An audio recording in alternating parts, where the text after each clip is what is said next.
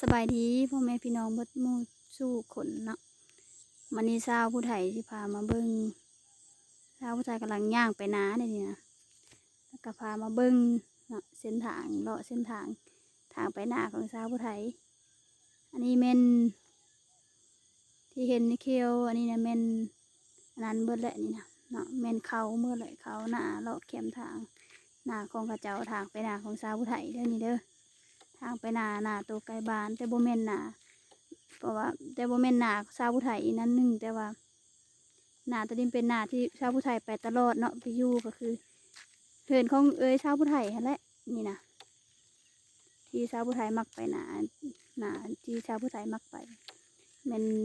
เป็นหนาที่ไกลกับบ้านแต่ว่าอีกหนาหนึ่งให้มันชาวผู้ไทยบ่ค่อยได้ไป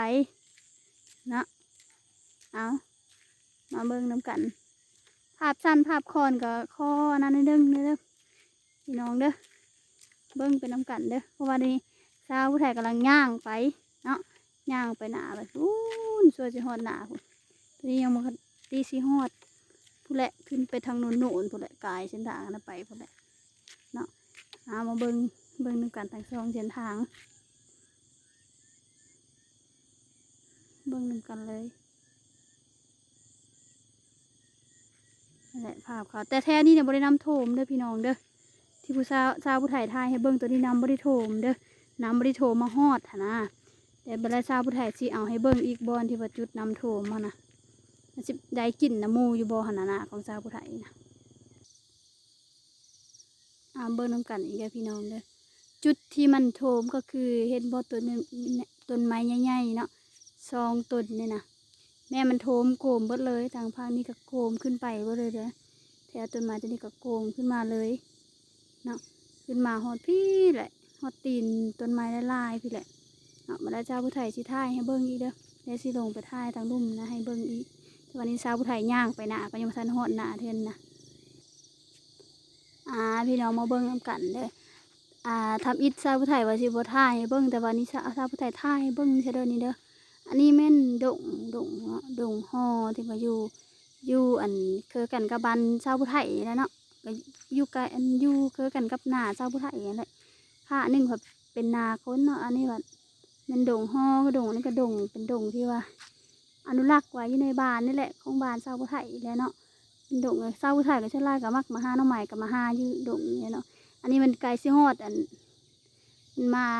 เกิดซิฮอดเถินของเจ้าผู้ไทยแล้วนี่นะเนี่ยไปจักน้อยก็ฮอดเห็นแต่หลังน้อยหนึ่งเถินของชาวผู้ไทยนะไปจะได้ชาวผู้ไทยที่ท่ายให้เบิ้งเด้อพี่น้องเด้อจักหน่อยมาเบิ้งน้ำกันให้เด้อพี่น้องเด้อนี่แหละภาพสั้นภาพคอนก็เบิ้งน้ำกันพี่น้อง ชาวผู้ไทยว่าผิดว่าพลาดจังก็ขอโทษขออภัยเด้อพี่น้องเด้อขอโทษพี่น้องหลายๆเด้อมาเบิ้งน้ำกันนี่แหละชาวผู้ไทยที่มักมาหาหน่อใหม่ตลอดจะเป็นโน่นคือนิดนึงเด้อพี่น้องเด้อย่างเด้อตามเส้นทางเด้อย่างคาลุกคาลิกได้หั่นแหละเป็นจะได้กับขอโทษขออภัยทำการภาพสั้นภาพคอนกันเห็นบ่อเหินล่างหนึ่งเนี่ยเหินของชาวผู้ไทยเลยภาคเบอร์นี้เป็นเหินของชาวผู้ไทยแล้วภาคเบื้องว่านี่ความมือของชาวผู้ไทยนี่มันเป็นป้าแล้วกับป้าที่ชะงูนไหวหั่นแหละเนาะของบ้านนั่นแหละที่ว่าเป็นดงห่อบ้านของชาวผู้ไทยนั่นนะเนาะข้างนี้ก็เป็นดินหนาแล้วเนาะข้างนี้ก็ได้นี่เห็นบ่มีต้นไม้มีกอไม้กอไผ่กอยังเท่าไหร่แม่นหมดละนะเป็นเส้นทางกระลุดกระพานวันนิดนึงเนาะนี่กระแทนี่ก็เป็นทงไฮทงหนาเบิดแต่ชาวผู้ไทยที่ใช่หนาชาวผู้ไทยเบิ่งเด้อไว้ปีนี้จะได้กินอยู่บ่เขาหนาปีนี้นะเพราะว่าน้ำโทมไล่แล้วบัดนี้เขาดอกตัวที่เป็นเขาดอกตัวกำลังอ้อนะแบบว่ามันกำลังเกมสิอ้อเกมสิเป็นเกซอนเป็นนั่นเพราะว่าน้ำพมาโทมเบิดแต่วันนี้มันแห้วมันดำมันซีดเบิดเขาในสิได้กินอยู่บ่ปีนี้นะชาวพุทธายังอุกเจออยู่นี่นะเนาะมาเบิ่งนี่แหละเส้นทางอันนี้เส้นทางที่ไปอีกหน่อยนึงก็เจอบ้านหนุนแต่เนาะก็ไปตามเส้นทางไปฮอดในเมืองพอดบางกุจานฮอดมันธาตุตะแก้วเมืองอาจจะพอนเป็นตัวเมืองหมดแล้วเนาะแต่ว่า มาทางด้านนี้เลยแม่นฐานชาแต่ชาวผู้ไทยมาแต่บ้านพุ่นแหละเขาเฮาปานนี้ก็มันเจอบ้านชาวผู้ไทยแล้วเฮาปานนี้ก็เนาะตามไปตามเส้นทางนี่ก็เห็นย่างแวบๆอันนี้บ่แม่นผู้ใดเด้อันนั้นแม่นแม่ของชาวผู้ไทยนี่น้อยย่างมาหั่นน่ะเนาะย่างมาพร้อมกันได้เพิ่นจะแว่ลมเขาเจ้าบ่ได้นะเลยชาวผู้ไทยหลายย่างมาก่อนเพราะว่าจะเฮอพี่น้องเบิ่งนำเนาะเพราะว่าภาพบรรยากาศตอนเช้าเขาแหละอันนี้ประมาณ6 โมงที่บ่นี่นะชาวผู้ไทยก็บ่ทันได้เบิ่งโมงหัวตื่นแล้วก็มาเลยเนาะเพื่อให้พี่น้องได้เบิ่งนำเด้เห็นบ่พี่น้องหม้อหั่นนะเนาะหม้อหั่นขึ้นตอนเช้านะงามเวลาตื่นมาแต่เช้าเป็น2 มือ3 มือได้พ้นเช้าตกแน่แล้วพ้นบ่ตกปะเหลือนะมันก็เลยแบบว่ามันก็มีหม้อหั่นนะตอนเช้านะอากาศดีพี่น้องเนาะอาจจะชาวผู้ไทยที่ใช่นั้นให้เบิ่งเด้อวันนี้พาย่างเลยฮอดเหินก่อนเด้อให้พี่น้องเบิ่งนำกันเด้อนี่เด้ออันนี้เมนโง่ของชาวผู้ไทยอันนี้นะโง่เพิ่นเอาโง่ข้าเจ้ามาเลงแล้วก็นี่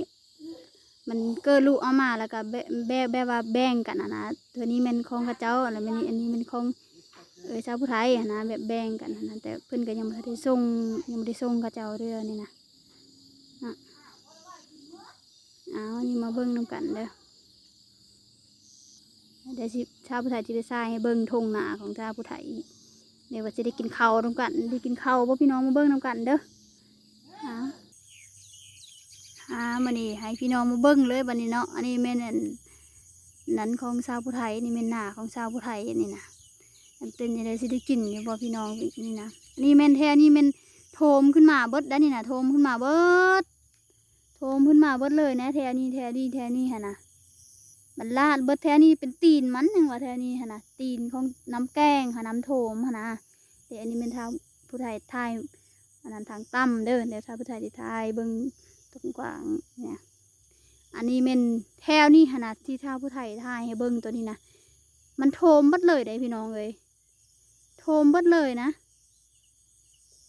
โชว์มันชิลงก็โบแมนเป็นทิศพื้นที่บ่น้ำแกงช่วยน้ำแกงชิลงมาแถวนี้ริบยอดบัดเลยนะแถวนี้นะบอนอันยูเคอกับชาวผู้ไทยนี่มันพอติดสีขึ้นมานะเขานะเนาะสีขึ้นมาโบนั้นนี่กอยนี่นั่นซ้ำเด้แม่นเบิดเลยนะแถวนี้นะแม่นโทมเบิดเลยนะแถวนี้นะโบเห็นฮอดอันนั้นเขาซะโบเห็นฮอดปลายเขาซะแถวนี้นะเห็นบ่อาชาวที่ผู้ไทยที่อันไทยให้เบิ่งเห็นบ่อันนั่นนี่นะจุดไกลๆฮะนะเม็ดเทงน้อยๆฮะนะจนแบบว่าเทงน้อยๆในจนอันนั้นเลยได้พื้นเทงอีหยังนะแม่นนั้นก่ายเลยนะเม็ดจุมันก่ายเลยนะแต่นะภาษาพี่เลิศต้นเขาเนี่ยต้นเขาไม่แห้งโทมมาเลยเทงตังอยู่ถึงพวกก็ยังโถมแหละเกือบอันนั้นผืนละเนาะนี่โถมมาเลยยังว่าปีนี้สิได้กินข้าวบอเรียวเบิ้งนะมันคืองามแต่ลงแต่แถวนี่เนี่ยพอไข่นิดนึงแต่ลงไปแถวอันทางเตอพุ่นนะจากสิได้กินบ่ได้กินเพราะว่าอันเขาดอเนี่ยมันกำลังอ้อแล้วบัดนี้พ่นผัดตกอยู่ตลอดเด้เนาะพ่นตกก็ยังบ่พอแล้วบัดนี้น้ำพอมาโถมอีบัดนี้นะเขามันเลยตัวเป็นซีดเป็นยังเบิดแค่นี้ก็ยังพอไข่นิดนึงลงไปทางเตอพุ่นอินเต็กอันนี้นะเบิ้งนำกันพี่น้องแทนี้นะแต่ว่าคันพวกอันที่เป็นเขางั่นกับพอไข่แน่เขาดอแล้วมันเซฮายได้นะเซฮายได้ที่สุดเขาดอนี่นะอย่าบริกินอยู่ยังวะเป็นจะเด้อพี่น้องบรรยากาศนี่กะชาวผู้ไทยบอกมาอยู่บ้านนอกในบรรยากาศมันก็ดีจะนึ่งในตอนเช้าน้ำหม้อออกมาหอมเขาก็เริ่มนั้นแล้วก็เริ่มหอมละ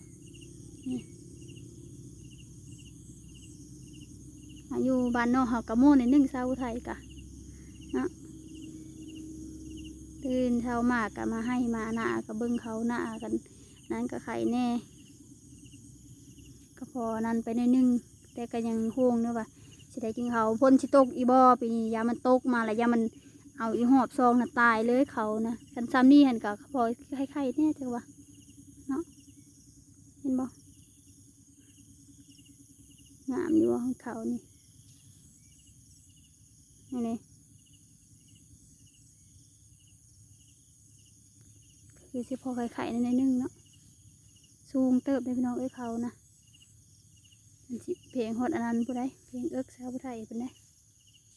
นี่ถึงอันนี้ก็น้องสังไผ่ของพ่ออันนี้ก็ได้ก็สังไผ่ของพ่อสาวผู้ไทยจะมีจักเกาะว่าสาวผู้ไทยก็ลีนับเบิ่งเห็นไปแล้ว1 กอ 2 กอนี่นะแต่ว่าเพิ่นบ่ได้กินพี่น้องเอ้ยภาพสั้นก็ขอโทษได้พี่น้องเด้อภาพสั้นก็ขอโทษนำเด้อเพราะว่าสาวผู้ไทยย่างอันนั้นไปเบิ่งดูนี่นะอันนั้นจับกองก็เอามือจับ บ่มีอันนั้นเซอร์พี่น้องเอ้ยความทุกข์เนาะโอ้โหน้ำกันนั่นแหละภาพสั้นภาพก่อนก็ได้หาเบิ้งแล้วมานี่มาเบิ้งอันนั้นอันนี้เป็นเดินหนาของชาวพุทธไทยนี่นะพี่น้องเอ้ยนี่เทงนานี่ก็ได้เทงนาของชาวพุทธไทยนี่แหละทุกไกลๆนี่นะเดี๋ยวอันนี้ก็โง่นี่ก็โง่ของอายแน่ของพ่อชาวพุทธไทยแน่อันนี้นะแต่โง่ชาวพุทธไทยนะบ่มีจักโตวิยาวาลายนี่ก่อสังไผ่นี่นะก่อสังไผ่ของคุณพ่อเพิ่นบ่ได้กินได้พี่น้องเอ้ยเพิ่นเอาไว้เฮ็ดตักโหเอาไว้เฮ็ดโหเฮ็ดหาวเพิ่นว่าบ่เคยกินนอสังไผ่นะกินไปกินนอนอื่นไปหาอยู่ป่าเพิ่นว่าจะมาตัดเอานอนนี่เพิ่นหายแท้หายว่าเด้อเพิ่นโฮงเด้อพี่น้องเด้อนี่ก็เป็นข้องูอันนี้ก็จุดต่อไปเนี่ยไปนิดนึงให้มันอันนั้นท่านนะเตาท่านของชาวผู้ไทยเพื่อเฮ็ดท่านกับบริเฮ็ดห้เฮ็ดเพื่อเราพี่น้องเฮ็ดกับพอได้ใช้ฮั่นแหละเฮ็ดท่านพอได้ดังตัวเองฮั่นแหละ